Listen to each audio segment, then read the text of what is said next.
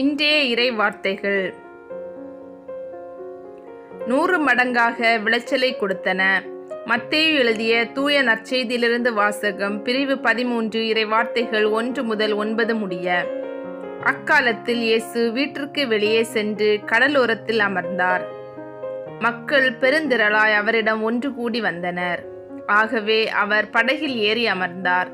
திரண்டிருந்த மக்கள் அனைவரும் கடற்கரையில் நின்று கொண்டிருந்தனர். அவர் உவமைகள் வாயிலாக பலவற்றை குறித்து அவர்களோடு பேசினார். விதைப்பவர் ஒருவர் விதைக்க சென்றார். அவர் விதைக்கும் பொழுது சில விதைகள் வழிவோரம் விழுந்தன. பறவைகள் வந்து அவற்றை விழுங்கிவிட்டன. வேறு சில விதைகள் மிகுதியாக மண் இல்லா பாறை பகுதிகளில் விழுந்தன.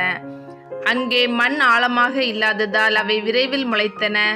ஆனால் கதிரவன் மேலே எழ அவை காய்ந்து வேர் இல்லாமையால் கருகி போயின.